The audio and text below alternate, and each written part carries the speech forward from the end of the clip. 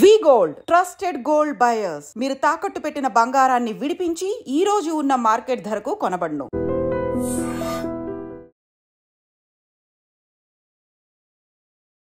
Hi hello నమస్తే welcome back to iDream media. ఈరోజు మనతో ఉన్నారు సర్టిఫైడ్ ఫైనాన్షియల్ ప్లానర్ అని మాధవరెడ్డి గారు.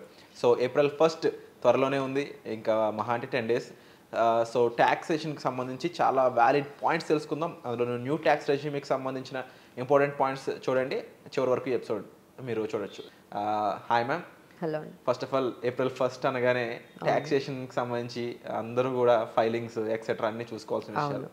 న్యూ ట్యాక్స్ రెజ్యూమే చాలా ట్రెమండస్ చేంజెస్ తీసుకొచ్చారు. నాకు తెలిసి 12 lakh per annum ఉన్న వాళ్ళందరూ కూడా ఉంటుంటారు ఇప్పుడు. అవునవును ఉంటారు. సో మీరు చెప్పండి అసలు ఏమేమి జరగబోతున్నాయి మార్పులు చేర్పులు? అవునండి, అంటే ఇప్పుడు మనకి మార్చ్ 31 అనగానే మనకి ఫైనాన్షియల్ ఇయర్ ఎండింగ్. అంటే మీరు ఏదైతే ఇన్కమ్ మనము ఏప్రిల్ 1 2024 నుంచి 31 March 2025 వరకు మీరు ఏదైతే సంపాదించారో దాని మీద మనము ట్యాక్సెస్ అనేది కట్టేయాలి. సో ఈ లాస్ట్ మూమెంట్ కొంతమంది ఇంకా కొంచెం డిడక్షన్స్ ఏమైనా ఉంటాయా అంటే హయ్యర్ ట్యాక్స్ బ్రాకెట్లో ఉన్న వాళ్ళు ఎవరైతే ఉన్నారో వాళ్ళందరూ కూడా ఇంకేమైనా ఎగ్జంప్షన్స్ ఏమైనా తీసుకోవచ్చా అని వాళ్ళందరూ హడావుడిగా ఈ లాస్ట్ 15 daysలోనే ఇంకా లాస్ట్ 15 days ఉన్నాయి అంతే. ఈ 15 daysలో ఇంకేమైనా మనము ఓల్డ్ ట్యాక్స్ రిజీమ్లోని మాత్రమే ఈ డిడక్షన్స్ అనేవి అలౌడ్ అండి. ఇప్పటికే 70 to 80% పీపుల్ అందరూ కూడా న్యూ ట్యాక్స్ రిజీమ్కి షిఫ్ట్ అయిపోయారు. ఇంకొక 20% ఎవరైతే హయ్యర్ ట్యాక్స్ బ్రాకెట్లో ఉన్నారో అంటే మేబీ 20 lakhs శాలరీస్ ఉన్నారో వాళ్ళకి ఇప్పటికీ చాలా వరకు ట్యాక్స్ అనేది పడుతుందండి. సో వాళ్ళు మాత్రం ఇంకొంచెం ఏమైనా డిడక్షన్స్ ద్వారా ఇంకొంచెం ట్యాక్స్ తగ్గించుకునే అవకాశాలు ఎంతవరకు ఉంటాయో అంతవరకు కూడా ట్రై చేస్తూ ఉన్నారు ఈ లాస్ట్ 15 daysలో. So finally the financial year end అయిపోతుంది. సో ఏదైతే మనకి రీసెంట్ బడ్జెట్లో నిర్మలా సీతారామన్ గారు మనకి ఏవైతే కొత్త ట్యాక్స్ ఎగ్జంప్షన్స్ తీసుకొచ్చారో అది ఏప్రిల్ 1 నుంచి స్టార్ట్ అవుతుందండి. సో ఏప్రిల్ అంటే 25-26కి గాను ఫైనాన్షియల్ ఇయర్కి అవి మనకి అప్లికబుల్ అవుతాయి. సో దీన్ని బట్టి మనం ఆల్రెడీ అందరికీ తెలిసే ఉంటుంది 12 lakhs వరకు న్యూ ట్యాక్స్ రిజీమ్ మనకి అండర్ న్యూ ట్యాక్స్ రిజీమ్ ఎవరెవరైతే తీసుకున్నారో వాళ్ళందరికీ కూడా 12 lakhs వరకు బేసిక్ ఎగ్జంప్షన్ లిమిట్ అంటే ఎవరికి ట్యాక్స్ లేకుండా ఉంటుంది. దీంతోపాటు శాలరీడ్ ఎంప్లాయీస్ అయితే అనదర్ 75,000 స్టాండర్డ్ డిడక్షన్ కూడా ఉంటుందండి. సో టోటల్గా మీరు కానీ శాలరీడ్ ఎంప్లాయీ అయితే 12,75,000 వరకు మీరు అయితే ట్యాక్స్ కట్టాల్సిన అవసరం లేదు. సో దీని మీద ఇంకా చాలా డౌట్స్ అయితే ఇప్పటికీ రేస్ చేస్తూ ఉన్నారు. సో మేజర్ ఏంటంటే అందరూ డిఫాల్ట్ అంటామండి.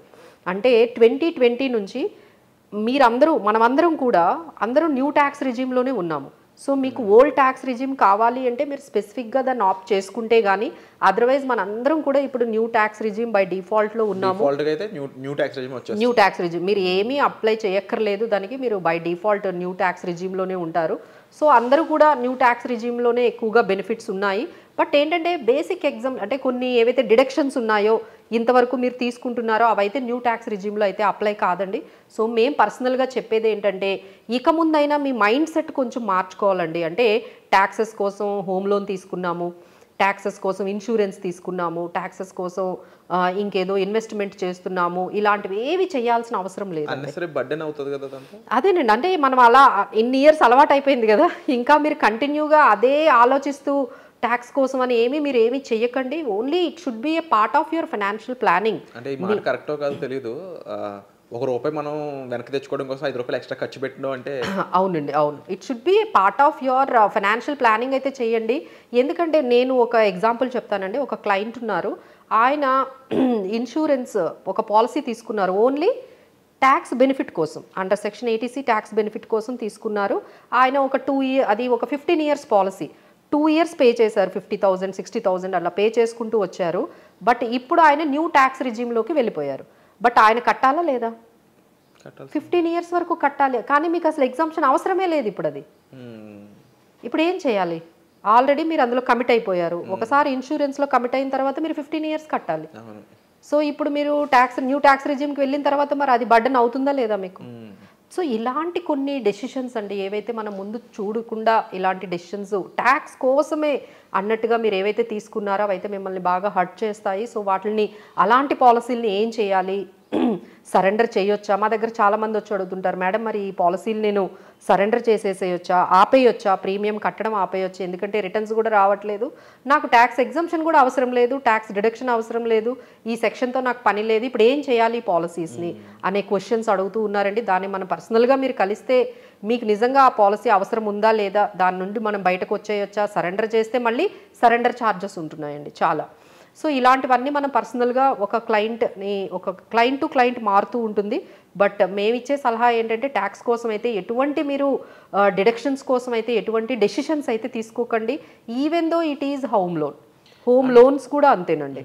ఇప్పుడు కొత్తగా ట్యాక్సేషన్లోకి వచ్చిన వాళ్ళందరికీ కూడా హౌ అనేది ఒక డౌట్ ఉంటుంది, ఫైల్ చేయాల్సిన విషయాలు కానీ వీటిపై కూడా మీరు గైడ్ చేయడానికి ఉంటుందా? అవునండి. సో కొత్తగా ఎవరైతే న్యూ ట్యాక్స్ రిజీమ్లోకి వచ్చేసారో వాళ్ళకున్నవి ఒక 2 డిడక్షన్స్ ఇచ్చారండి. ఒకటైతే స్టాండర్డ్ డిడక్షన్ 75,000, ఇంకొక డిడక్షన్ ఏంటంటే ఎన్పిఎస్ కానీ మీరు మీ ఎంప్లాయర్ కానీ మీకు కానీ ఏదైనా పే చేసినట్లయితే అది కూడా మీరు డిడక్షన్ కింద మనకి వస్తుంది. బట్ అపార్ట్ ఫ్రమ్ దట్ ఎటువంటి డిడక్షన్స్ లేవండి న్యూ ట్యాక్స్ రిజీమ్లో. సో అవన్నీ కూడా మనకి అంతా కూడా ఒక హిస్టరీ లాగా అని మీరు గుర్తుపెట్టుకోవాలి. సో దాన్ని మీరు మర్చిపోయి మీ ఫైనాన్షియల్ ప్లానింగ్లో మీకు టర్మ్ పాలసీ కావాలంటే కొనుక్కోండి, మీకు హెల్త్ పాలసీ అంటే తీసుకోండి, మీకు నిజంగా హౌస్ అవసరమైతే తీసుకోండి. But it should not be for the ట్యాక్సెస్ని తగ్గించుకోవడానికి మీరు ఇలాంటివి ఏవి చేయకండి, పాలసీలు ఏవి తీసుకోకండి. మీకు పార్ట్ ఆఫ్ మీ సేవింగ్స్లో ఒక పార్ట్, ఫైనాన్షియల్ ప్లానింగ్లో ఒక పార్ట్ అయితే మాత్రమే మీరు తీసుకోండి. అండ్ ఫైలింగ్ అనేది ఇప్పుడు ఇంకా చాలా సింప్లిఫై చేసేసారండి. డైరెక్ట్ ట్యాక్స్ కోడ్ కూడా రాబోతుంది. సో దీని ప్రకారం ఏంటంటే మీరు ఎవరి దగ్గరికి వెళ్ళి మళ్ళీ మీరు ఇంకొంత అమౌంట్ పే చేయాల్సిన అవసరం లేదు. మీరు ఆన్లైన్లోనే మీరు ఈజీగా సబ్మిట్ చేసుకోవచ్చు. 12,75,000 వరకు ఉంటుంది. బట్ బేసిక్గా ఎవరికి ఎక్కువగా డౌట్స్ వస్తున్నాయంటే వాళ్ళు ఏం చెప్పారంటే 12 lakhs అనేది ఓన్లీ శాలరీ ఇన్కమ్ అయితే, కానీ ఇప్పుడు నాకు శాలరీ ఇన్కమ్ 5 lakhs ఉంది, క్యాపిటల్ గెయిన్స్ ఒక 10 lakhs వచ్చింది, అప్పుడు ట్యాక్స్ కట్టాలి.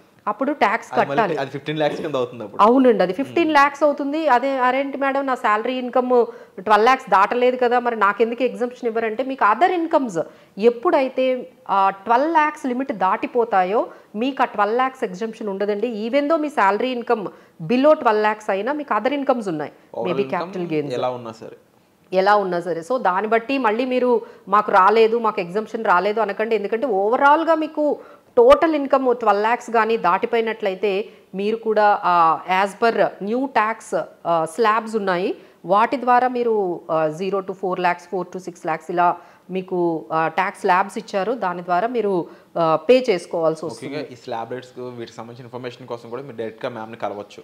అవునండి. సో ఎవరికైనా ఈ ట్యాక్సెస్ సంబంధించి ఎలా ప్లాన్ చేసుకోవాలి, ఏది చూస్ చేసుకోవాలి న్యూ ట్యాక్స్ రిజిమ్, సో ఇక్కడైతే చాలా సింపుల్ అండి. ఎవరికైతే హోమ్ లోన్ లేదో వాళ్ళందరూ హ్యాపీగా మీరు న్యూ ట్యాక్స్ రిజిమ్ని అవైల్ చేసేసుకోవచ్చు. బట్ ఎవరికైతే హోమ్ లోన్ ఉందో వాళ్ళైతే మాత్రం ఒకసారి కన్సల్ట్ అవ్వండి. అప్పుడు ఇంకా ఆలోచించి మిగతావన్నీ కూడా చూసి మీకు ఓల్డ్ బాగుంటుందా న్యూ బాగుంటుందా అనే ఒక కన్ఫ్యూజన్ అయితే ఉంటుంది. అదర్వైజ్ మిగతా వాళ్ళందరికీ న్యూ ట్యాక్స్ రిజిమే బెస్ట్ అండి. So all the best for your starting new financial year. కొత్త ఫైనాన్షియల్ ఇయర్ మనం April 1 నుంచి స్టార్ట్ చేయబోతున్నాము. దీనికి తగ్గట్టుగా మీరు మీ ఫైనాన్షియల్ ప్లానింగ్ కూడా పర్టికులర్గా ట్యాక్సెస్కి సంబంధించి మీ అదర్ పర్సనల్ ఫైనాన్సెస్ సంబంధించి ఏమైనా డౌట్స్ ఉన్నా మీరు అడగొచ్చు. Other you can take the expert decisions ఏమైనా మీరు తీసుకునేటప్పుడు ఒకసారి మీరు కన్సల్ట్ అయ్యి తీసుకుంటే బాగుంటుందండి. Wonderful ma'am.